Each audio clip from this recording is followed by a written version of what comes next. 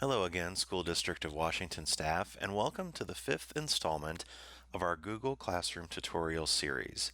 In this video, we're going to look at creating and sharing assignments, which is a multi-step process, but once you have mastered it, you're going to be pleased with how streamlined and efficient it is for delivering and collecting your student work using Classroom and Google Drive. One of Classroom's most popular features is this assignment delivery system. As the teacher, you have the ability to create blank copies of documents for each individual student to complete, as well as the ability to require students to upload their own attachments. So far, we've established our classroom courses and shared information, topics, and materials. In this phase, we will learn how to create, assign, collect, and grade assignments completed by your students. So let's go ahead and get started. From our course home page, as we've done in the previous tutorials, we're going to begin by clicking on the Classwork tab at the top of the screen. We will locate our Create button, and we will choose Assignment, which is the very first option. And you're going to come to this assignment creation screen, which should look familiar compared to the screens we saw in the topics and materials tutorials. The first thing you'll have to do here is give your assignment a title. So I'm going to go ahead and for this example, we're going to call this a personal narrative essay. And then beneath, we have optional instructions for our students. It doesn't require that you do that, but you can put that in and it will appear on the classwork stream for your students as well. You have some more options here. We will click Add to upload a resource that we've already created. And so from here, as we did before, we can add Google Drive files, web links, H Drive or computer files, or YouTube videos. We'll come back to this in just a moment with Google Drive. The second option is to create, and as we've seen before, we can create new files through Google Drive here using docs, slides, sheets, drawings, or forms. So we do have those options here. If you wish to create blank assignments for students to complete and submit, then those must be established through Google Drive. Students can attach their own files to you. So if your assignment, for example, was to have students take a photo of something and then turn it in through Classroom, that would not have to be a Google Drive activity. On the student screen, they have an opportunity to attach a file, and they would simply take the photo in this example, attach it, upload it, and submit it to you through Classroom. But if you are wishing to create blank assignments for students to complete and submit, we must use Google Drive. Examples of this would include a blank Google Doc in which students are to type a composition, or a blank Google Slides presentation, which students will then edit as their own, things like that. So let's go ahead and walk through this process. It is extremely important that we get this correct, but it's also extremely efficient for collection and delivery of assignments. So what we're going to do, we're going to upload or attach our Google Drive file. If we didn't have one, we would click Create and we would go to one of these and do that. I've already created one for this example, so I'm instead going to choose Add, and I'm going to choose Google Drive. And in my Google Drive, I will simply find the file I wanted. This is the personal narrative essay. You'll notice this is a blank document.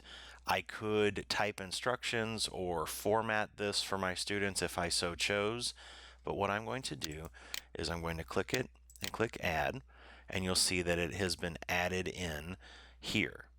Now, very important steps that come up. To the right of the file, you're going to see a drop-down menu. This menu has three options. The first option reads Student can view file. By choosing this option, you're only allowing students to view this item from your Google Drive. They cannot make any edits or provide any answers. So in my example here, I'm wanting students to type an essay. This would not work. A view only option is really only going to work for a resource. So if I needed my students to look at a PDF of the periodic table of elements, for example, as part of their assignment, I might choose the view only option here. The second one, students can edit file. By choosing this option, you're allowing any student who has access to the file to make edits to the original file. It's going to be very rare that you would use this, because if choosing this option allows all students in your course to edit the same document.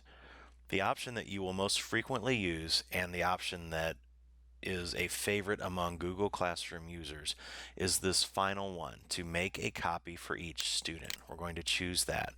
What's going to happen by choosing this option, you're telling Classroom to create a duplicate copy of your Google Drive file for each of your students. So this file that I created called Personal Narrative Essay is going to be copied over and over again, one time for each of my students, and the end result is going to have a student name attached to the file title, and then those students each have their own editable copy of the assignment that is already shared with you as the teacher.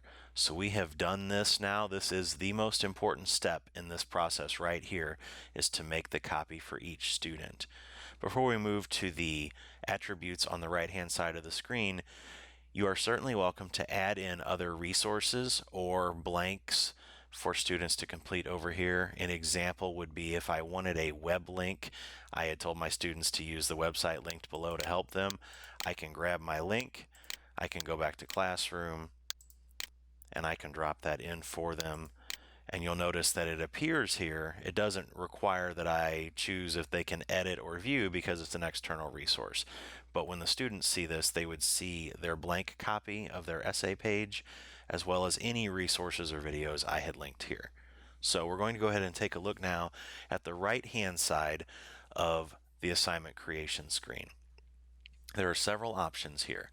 Under 4, we can choose any of our courses to which we want to make this assignment. So if I had several sections of this course, I could mass select them and not have to go through this process in each course. Students, I can choose my students from here. Generally speaking, you would choose all students. However, the most common alternative to doing that would be in the case of a student who has an IEP or 504 or other accommodations. We may deselect some students because they may receive some sort of alternative assignment or modified assignment. So that would be a case where you may do that, and the students then would receive the appropriate files. We can change the points here, or we can select ungraded. Either way is acceptable. Under due, we have no due date selected, but we can click here and choose a due date, and we also can even add a time if we so desire. So if we do that, we just click out of it, and you'll see that it's appeared here.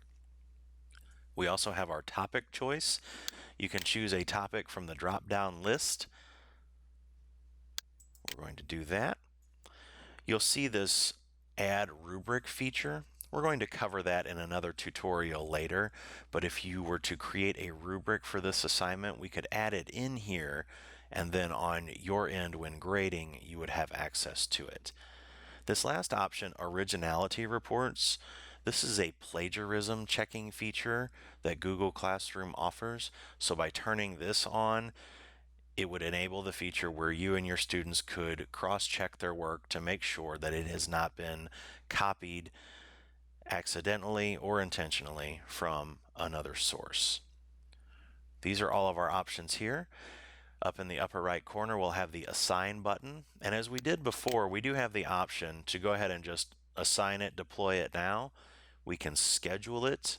So if I wanted it to not go out until this date and this time for whatever reason, maybe I don't want the students to see the work ahead of time, I can schedule that there. I can also save the draft. Saving draft allows me to exit this editing screen but not lose my work, but also not publish the assignment. It will appear on the classwork page in a grayed out format color, and then we can reopen the assignment to continue editing. And I can also discard my draft if I decide for whatever reason not to continue with it. As with the materials before, if we fail to choose a topic for our assignment, the assignment will still appear on the classwork page, and we can just click and drag it into the appropriate topic heading. So I'm going to go ahead and click Assign. And once I do this, the assignment is now going to become visible on our classwork page. You'll be able to see the number of students to whom it has been assigned. So if I go to my personal narrative essay and I just click once to kind of expand it, you will see here how many were turned in, how many were assigned, and a third number will appear later that tells us how many have been graded and returned to students. I only have one student enrolled in this course for demonstration purposes, so it'll tell you that 1 has been assigned, 0 have been turned in. The way I can get more information about this is by clicking on one of these numbers or by clicking View Assignment. Either way will get me to the same place. So if I click View Assignment, you'll see at the top I have 2 tabs. One is Instructions, one is Student Work. We want to be on the Student Work tab, and we're going to see thumbnail images of each of our students' assignments. So I, again, only have one student here, but if I had several, they would appear in this white space, and you would see a little thumbnail of their document.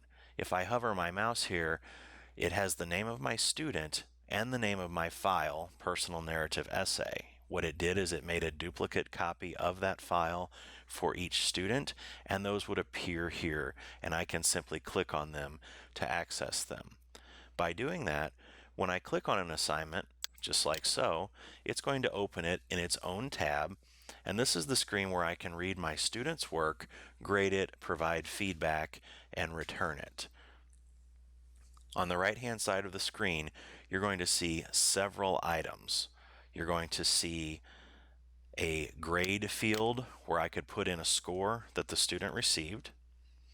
We also have a private comment that the student will see. So if I wanted to say something like, good job, or something more thoughtful than that, I could do that and I could click Post. And what's going to happen is the student will see this privately, but it will not appear on the classroom page. If we had attached a rubric to the assignment when we created it, we would have an option down here to click and check the boxes for that specific rubric on this right-hand side. Up here at the top of the screen, we're going to see that we have our student's name. This is the assignment for them, their score, and it says draft here because I have not returned the submission yet. And you'll see arrows to the left and to the right. This allows me to scroll from one student to the next without going back to this screen over and over. In the upper right corner, we again see not returned, and we have our return button. It is recommended that you scroll through and grade each student's assignment and not return one at a time. The grades will save automatically, but returning one at a time, it takes several seconds for each of those to upload, and you'll wind up waiting. Instead, when you are finished with the batch of assignments, you can click this drop-down arrow, and you'll see the option to return this submission only, but we also can do return multiple submissions. And if I do that, it would have all of my students here. All of these would be checked for return, and I could mass return them at once. And I would follow these prompts to click return, and it would send the students an email notification that their assignment has been graded and sent back to them. On the teacher side, if I go back to my personal narrative essay, I will see that these have been turned in and assigned, but I also will see over here a grade has been given. So that's the rundown on how to grade and return assignments, and you'll notice now after a few seconds that it popped up that one of these assignments has been graded. So again, I'd have a number turned in, a number assigned, which would be ones that haven't been turned in, and then a number that's been graded and returned. So this is all done, and it's a good way for me to have a visual check of how quickly my students are getting their work done, if we may need to add in more time for a particular assignment, those sorts of things. So the assignment creation process is rather involved, but once you have a grasp on it, it's very streamlined to manage all of this through Google Classroom and in Google Drive. The neat thing about it is that it is paperless. And all of these assignments are shared with you through your Google Drive, and you don't even know it until you look for the files. So you have access to them at any time. You can do so by opening this little folder here. And what happens in your Google Drive, you're going to notice that you have this folder that we never created. It was done automatically, called Classroom. It also has a subfolder for this course, and it has another subfolder for this assignment. You'll see this is my student. Lumen System was my student. So there is their file, and I could open their file through my drive. This is handy if you return the assignment through Classroom and then delete it from your classwork page. You still have somewhere in your Google Drive a backup copy for it. So that's really helpful too. We have more to learn in our succeeding tutorials. In the next phase, we're going to take a look at another form of assignments that Classroom refers to as questions. So thank you for sticking around with us through this tutorial, and we will see you next time.